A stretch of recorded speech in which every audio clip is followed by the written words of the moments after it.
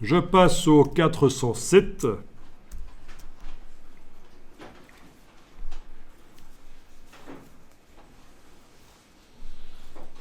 Bien.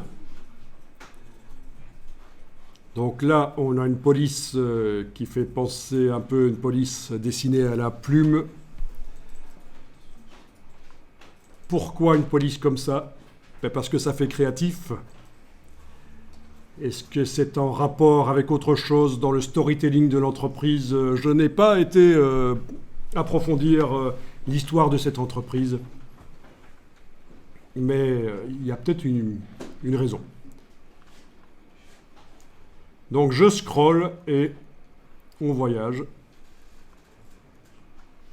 Alors est-ce que c'est une police qu'ils ont faite eux-mêmes pour leur site ou est-ce que c'est une police existante? Ça aussi, il faudrait aller tester ça.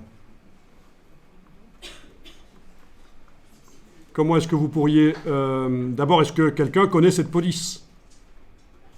Qui est quand même très particulière au niveau des ligatures.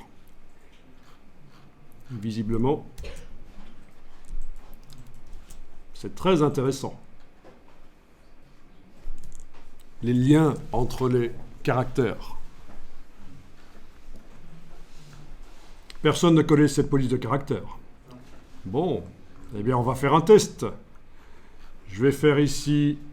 peut-être une copie écran. Ceci dit, je pourrais aussi envoyer le site sur le système qui va me dire quelle est la police, mais je vais juste ici englober... Vous pouvez tester aussi si vous voulez. Donc sur le Mac, pour faire une copie d'une partie de l'écran, c'est touche commande, Shift et 4. Donc, je vous montre sur mon petit clavier parce que c'est pas si évident que ça. Mon petit clavier virtuel ici. Donc c'est la touche commande, Shift, et en même temps le 4 ici, et vous allez voir apparaître une croix sur l'écran, et vous pouvez faire une copie d'écran d'une partie, et puis on va aller dans un site ou l'autre.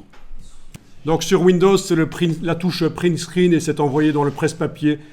S'il y en a qui connaissent bien Windows et qui peuvent dire ici comment on peut capturer une partie de l'écran avec Windows, avec les Windows modernes que je ne connais pas nécessairement, n'hésitez pas à le dire. La touche Windows, Shift S, et ça fait une copie. On peut choisir quelle copie Ah, voilà, ben voilà, essaye ça. Windows, Shift S. Et je vais noter, parce que j'aime bien noter les choses que j'apprends. Bon, ben là, on peut aller éventuellement taper... ce que je vais montrer là, c'est quelque chose qui existe depuis longtemps. C'est quelque chose qui existe depuis longtemps. Ça a été intégré dernièrement à Adobe Fonts, la possibilité d'envoyer une image et il nous dit quelle est la police de caractère. Mais je vais utiliser What the Font, de jeu de mots foireux. Voilà. What the Font. Vous pouvez le faire aussi si vous voulez, le site What the Font, et vous allez pouvoir lui envoyer une image. Alors, il est particulièrement lent là maintenant. Voilà. Tapez ou collez l'URL ou upload une image. Voilà, je vais uploader une image. Voilà, donc ça c'est l'image. Ici, j'ai juste sélectionné le fichier. Je fais la barre d'espacement sur le Mac et je vois que c'est bien cette image-là. Et ouvrir. Et on va voir ce qu'il va nous dire. Mais j'ai peu d'espoir qu'il va la trouver. On va voir. Bon, alors, qu'est-ce qu'il nous demande là? Ah oui, identifier la fonte ici, ou celle-là, ou celle-là. Bon, on va essayer celle-là. Identifier fonte. Ça a un peu changé depuis la dernière fois que j'y suis allé. Donc, il va vous proposer des fontes qui ressemblent en principe. Ah, si, quand même, voilà, ça ressemble. C'est pas la même, c'est peut-être une de celles-là qui a été modifiée que celle qu'on voit sur le site, mais bon.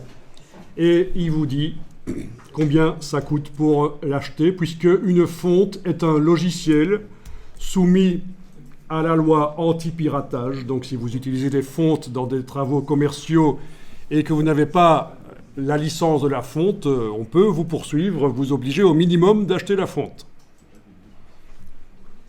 Ça paraît bizarre, mais il y a des gens qui se cassent la tête à créer des fontes, alors c'est normal que ça se vende. Même s'il existe énormément de fontes gratuites sur le web, à commencer par Google Fonts. Vous connaissez d'autres sources de fontes gratuites? Dafont, bien sûr, c'est assez controversé au niveau qualité. En général, on dit que c'est pas génial, c'est des fontes basiques, des fontes bitmap. Mais à part Google Fonts, des endroits où on trouve plein de fontes, dites-moi. Je suis prêt à apprendre quelque chose. Non? Voilà, j'ai juste tapé source de fontes gratuite sur le web dans Google et il me met déjà Google Fonts, Dafont, FontSquirrel, Fontshare, et je sais qu'il y en a d'autres encore. Je suis certain qu'il y en a plein d'autres. Tout ça est très intéressant.